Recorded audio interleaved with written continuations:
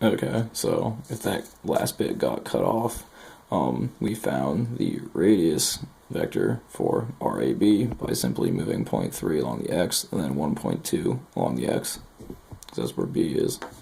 And then we moved 0.5 along the y, then 0.65 along the y, and I simply sum those up over here.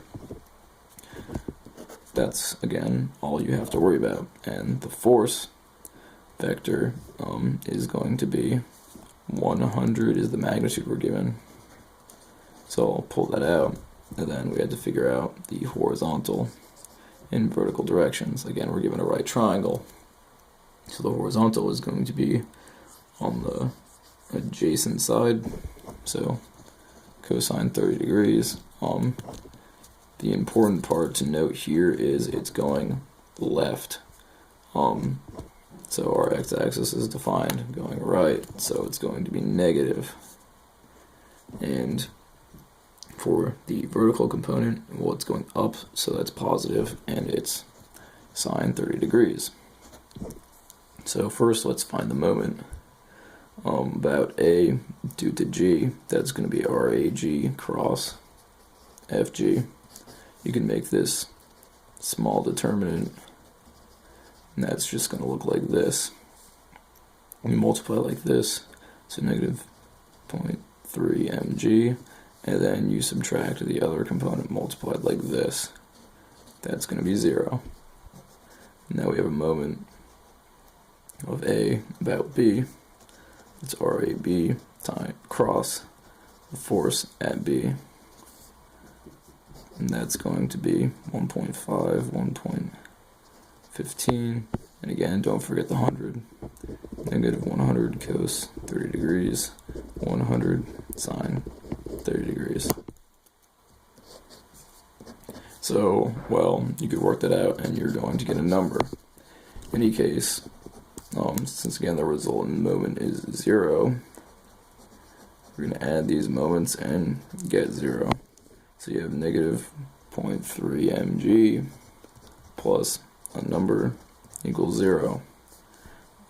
So all you're going to have to do is moving this to the other side, and then dividing 0.3g equals m. And if you want to work the problem yourself, the answer you'll get is up here.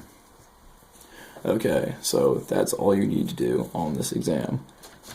Again, I recommend you quickly draw the free body diagram for each of the problems, and then you set up the equation, save the algebra for last. Okay, so again, before, if you got what's going on, you could stop watching the video now. I'm just going to talk about how to solve nasty looking systems like this. For your graphing utility, you would crunch each of these numbers, find them out, and then put them in each of these spots. And then you use an RREF on your calculator. What I also recommend is using MATLAB, which I know you all love very dearly, to start solving some of these equations, especially on the homeworks.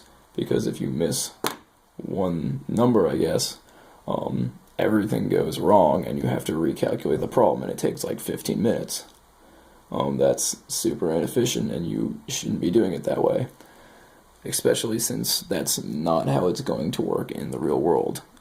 Most of what you do is going to be done with computers, so learn how to write a matrix. That's kind of what I just wanted to show right here at the end. See if I can get this up here. Okay, that's a little awkward. Okay, so typically the way you begin a MATLAB file is you have the clear CLC to make sure that nothing you don't want in the code carries over. What we simply do in MATLAB is we write basically small matrices or vectors for each of these position vectors that we had. So we had this, this, and this, and simply we represent those with the vectors here. Okay. And then, as we did in the original problem, we find the magnitudes of those. That's what this line does. The norm is just the linear algebra term of, I guess, the square root of the squares. So that's what we were doing over over here, except done in MATLAB.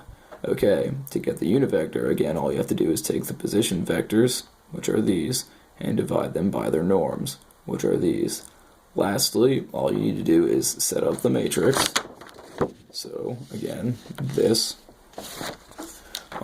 and use the correct components of the unit vectors. So, what this 1 means is the first element of each of these, which is the x component. So here we have a static x equation. The second line is a static y equation. And the last line is a static z equation. Okay? Oh, that's very important that I note that over here. This should not be 0. It should be the weight of the bag times 9.8 because we're given a mass. So, important correction, sorry about that. This times 9.8. That's what it's equal to over here. Then if you use something that's called a reduced row echelon form, RAF, that will solve the matrix for you. And these are the outputs you'll get. Again, it's times 10 to the third here, so we're talking about 3.64 kilonewtons, 2.52, and 2.52. If you want to work out the problem yourself, those are the values you're going to get for the forces. So again, the utility of doing this is if you're sitting with your friends trying to solve a problem, just throw it in MATLAB, and literally all you have to do is change the values that mastering engineering gives you, and you'll get the solutions to each of your problems without doing the algebra yourself. Okay, so hopefully you all got something out of this. And if you have any other questions, you can always message me, and that's it. Good luck on the exam.